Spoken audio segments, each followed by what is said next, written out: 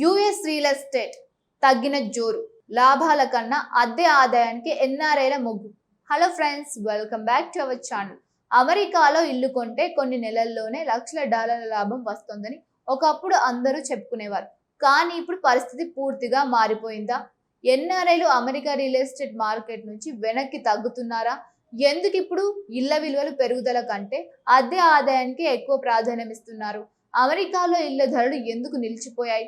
వడ్డీ రేట్లు ఎంత పెద్ద ప్రభావం చూపిస్తున్నాయి? ఇకపై అమెరికాలో రియల్ ఎస్టేట్ కొనడం లాభమా నష్టమా? ఏ నగరాల్లో అవకాశాలు ఇంకా ఉన్నాయి? ఈ వీడియోలో పూర్తిగా తెలుసుకుందాం. చివరి వరకు చూస్తే అమెరికా రియల్ ఎస్టేట్ మార్కెట్ అసలు పరిస్థితి మీకు పూర్తిగా అర్థమవుతుంది.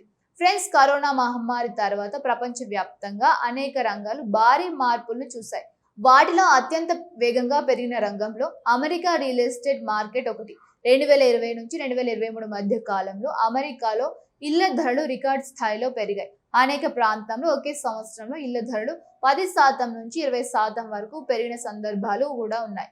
ఆ సమయంలో అమెరికాలో ఇల్లు కొనుగోలు చేసిన చాలా మంది పెట్టుబడిదారులు భారీ లాభాలు పొందారు. ఆ సమయంలో భారతీయ మూలాలున్న ఎన్ఆర్ఐలు కూడా అమెరికా రియల్ ఎస్టేట్ తో భారీగా పెట్టుబడులు పెట్టారు. ముఖ్యంగా టెక్నాలజీ రంగంలో పనిచేస్తున్న భారతీయులు ఉద్యోగాల ద్వారా వచ్చిన ఆదాయాన్ని రియల్ ఎస్టేట్ లో పెట్టుబడి పెట్టారు. కొందరు 1 కాదు, 2 కాదు, 3 ఇల్లులు కూడా కొనుగోలు చేశారు. కారణం ఒకటే, ఇళ్ల ధరలు నిరంతరం పెరుగుతున్నాయనే నమ్మకం. కానీ 2026 నాటికి పరిస్థితి పూర్తిగా మారిపోయింది. ఇప్పుడు మార్కెట్ గతంలా వేగంగా పరిగెత్తడం లేదు. ధరలు కుప్పకూలకపోయినా పెరుగుదల దాదాపు ఆగిపోయింది. ఇదే అమెరికా రియల్ ఎస్టేట్ మార్కెట్ లో ప్రస్తుతం జరుగుతున్న అతిపెద్ద మార్పు. ఒకప్పుడు కొనుగోలు చేసిన వెంటనే లాభం వస్తుందనే ఆలోచనతో పెట్టుబడి పెట్టిన వారు ఇప్పుడు మరోసారి లెక్కలు వేసుకుంటున్నారు. ప్రస్తుతం అమెరికాలో ఇళ్ల ధరల వృద్ధి దాదాపు 0% చేరువలో ఉందని అనేక మార్కెట్ విశ్లేషకులు చెబుతూ ఉన్నారు. అంటే ఇల్లు కొనుగోలు చేసిన తర్వాత కొద్ది కాలంలోనే భారీ ధర పెరుగుదల ఆశించడం కష్టంగా మారింది. గతంలో ఉన్న స్పెక్యులేటివ్ మార్కెట్ ఇప్పుడు రియలిస్టిక్ మార్కెట్ గా మారుతుంది. ఇప్పుడు ఒక ప్రశ్న, ఇళ్ల ధరలు ఎందుకు పెరగడం లేదు? దీనికి ప్రధాన కారణం వడ్డీ రేట్లు.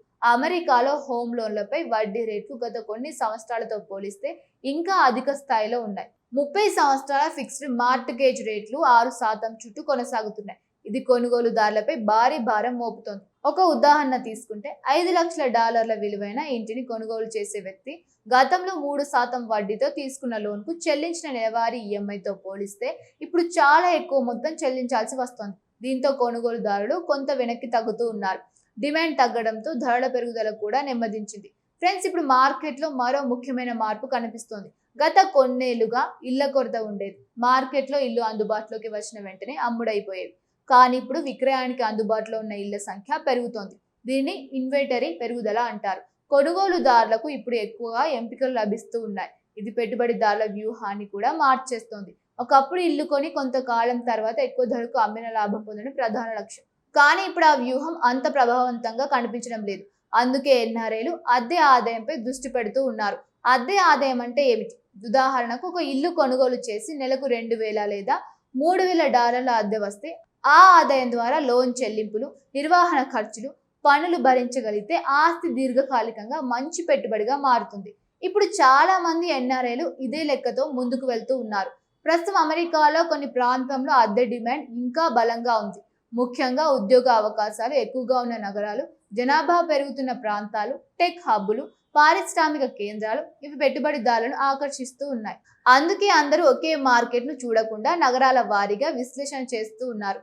ఇక్కడే Dallas, fort worth, Houston, Nashville వంటి నగరాలు ప్రస్తావనలోకి వస్తున్నాయి. ఈ ప్రాంతంలోనే జనాభా పెరుగుతోంది. కొత్త పరిశ్రమలు వస్తూ ఉన్నాయి. ఉద్యోగ అవకాశాలు విస్తరిస్తూ ఉన్నాయి. దీంతో నివాస అవసరాలు కూడా పెరుగుతూ ఉన్నాయి. అందుకే ఈ ప్రాంతంలో రియల్ ఎస్టేట్ కు ఇంకా మంచి అవకాశాలు ఉన్నాయని విశ్లేషకులు చెబుతూ ఉన్నారు. మరొక వైపు డేటా సెంటర్లు, ఇండస్ట్రియల్ ప్రాపర్టీలు, మల్టీ ఫ్యామిలీ హౌసింగ్ వంటి విభాగాలు ప్రస్తుతం పెట్టుబడిదారులను ఎక్కువగా ఆకర్షిస్తూ ఉన్నాయి. ముఖ్యంగా ఆర్టిఫిషియల్ ఇంటెలిజెన్స్ విస్తరణతో డేటా సెంటర్లకు భారీ డిమాండ్ ఏర్పడింది. ఇది కమర్షియల్ రియల్ ఎస్టేట్ మార్కెట్ లో కొత్త అవకాశాలను సృష్టిస్తోంది. Friends, America real estate market ఇప్పుడు ఒక కొత్త దశలోకి ప్రవేశించింది. ఇది గతంలా వేగంగా లాభాలు ఇచ్చే మార్కెట్ కాదు. అదే సమయంలో పూర్తిగా బలహీనపడే మార్కెట్ కూడా కాదు. ఇప్పుడు మార్కెట్లో విజయం సాధించాలంటే సరైన ప్రాంతాన్ని ఎంచుకోవాలి. అద్దె డిమాండ్ను అర్థం చేసుకోవాలి. దీర్ఘకాలిక దృష్టితో పెట్టుబడి పెట్టాలి. ఎన్ఆర్ఐలకు ముఖ్యంగా ఒక విషయం గుర్తుంచుకోవాలి.